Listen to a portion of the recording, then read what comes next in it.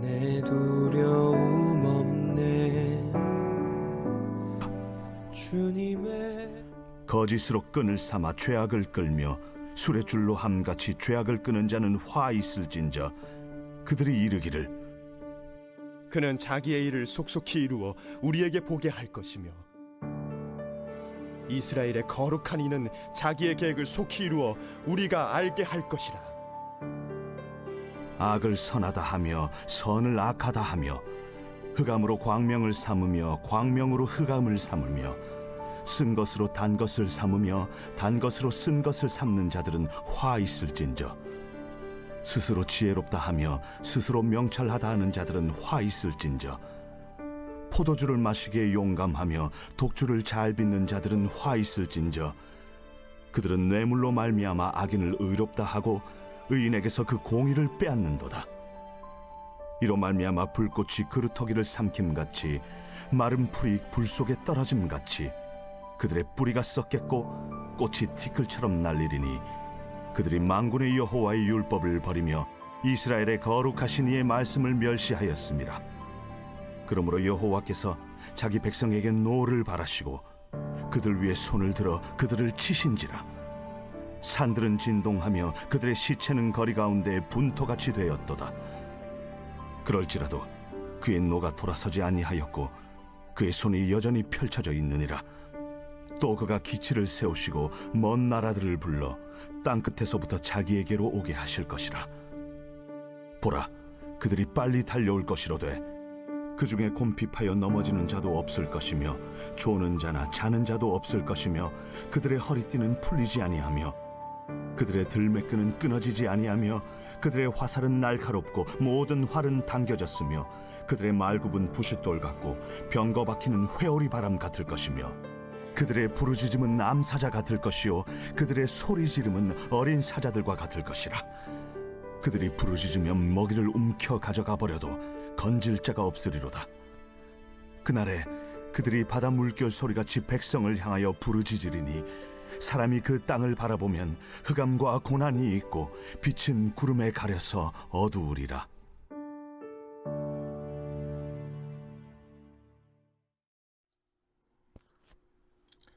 할렐루야. 좋은 아침입니다. 7월달 잘 보내고 계십니까? 7월의 시간도 이제 열흘도 안 남게 남았습니다. 무더위에 건강도 조심하시고 또 허락되어지는 가족들과 또 방학의 시간들을 통하여서 다시 한번 점검하며 또 바른 길로 가는 은혜가 있는 저희들 되시기를 주의 이름으로 축복합니다. 함께 나눌 말씀은 이사야서 5장 18절부터 30절까지 말씀입니다.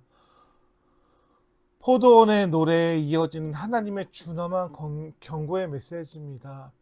이사야 선지자에게 임하신 하나님의 심판의 메시지는 심판 자체가 아니라 오늘 우리들을 향한 아픈 사랑의 지적이고 또 그 메시지를 통해 여호와 하나님께 돌아오라는 메시지임을 깔고 그 관점으로 말씀을 보는 은혜가 있기를 축복합니다.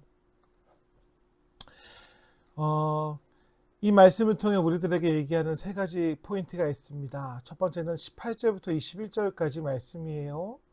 죄를 끌어당기고 거짓을 따르는 어리석은 그 백성들의 모습을 지적하며 이 말씀을 통해 우리를 돌아보게 합니다. 이사야 선지자는 죄를 수레의 줄로 끌어당기는 자들에게 화가 있다라고 얘기합니다. 악한 것을 보고 침묵하지 않고 끊어내지 않고 그런 것들을 아무렇지 않게 받아들이는 모습들을 얘기하죠. 사람들이 죄를 가볍게 여기며 유혹에 쉽게 따라갑니다. 괜찮아.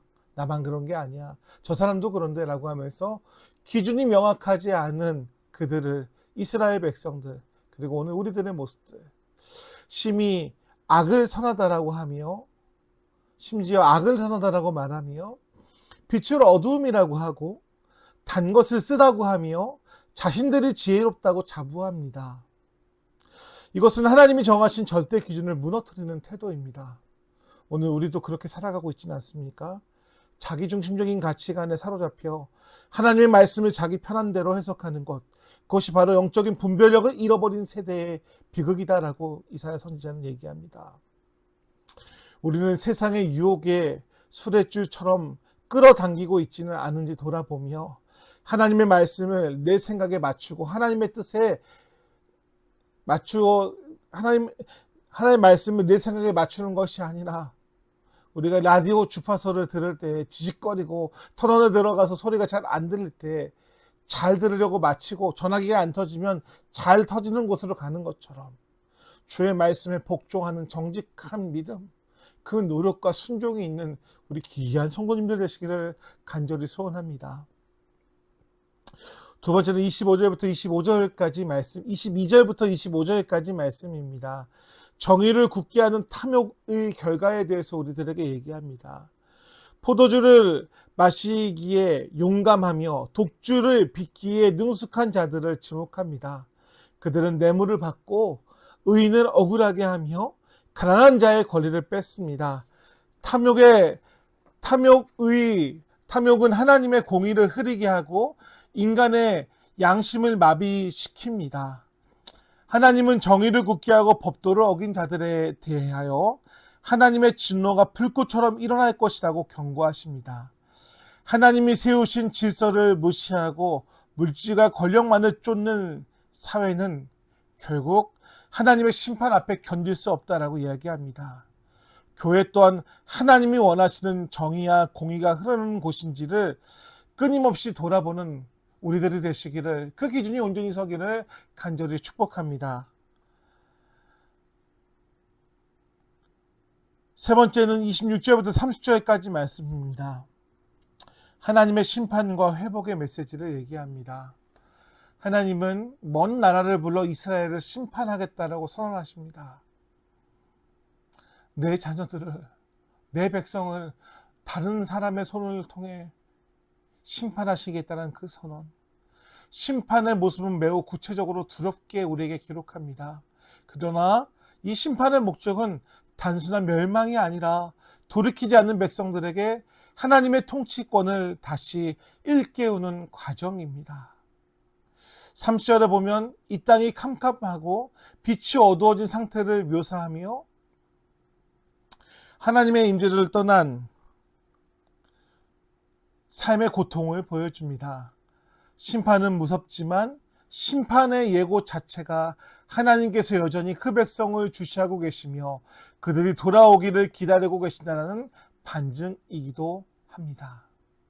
그러면 사랑하는 성도 여러분, 주님의 심판 같은 시간이 다 찾아온다면 그 시기 가운데 우리와 함께 하시는 주님의 은혜를 발견하며 돌아보는 우리들 되시길 축복합니다. 말씀을 정리합니다. 밤길을 걸을 때에 아무도 모르는 곳에 갈 때 내비게이션이나 지도를 가지고 걸어갈 때가 있습니다. 근데 옛날에 지도가 있었던 시대나 혹은 내비게이션이 그 GPS 기능, 위치를 잘못 알아서 낭떠러지 바로 앞까지 갔을 때에 우리의 모습을 돌아봅니다. 계속 지도만 믿고 따라갔습니다. 근데 저 멀리서 산 사람들이 소리치죠. 당신이 든 지도는 예전 것입니다. 지금 눈앞에 낭떠러지를 보십시오. 우리 인생도 마찬가지입니다. 우리가 선하다고 믿고 있는 세상의 가치관, 우리의 경험이라는 지도는 어쩌면 하나님의 빛을 잃어버린 낡은 지도일지 모릅니다.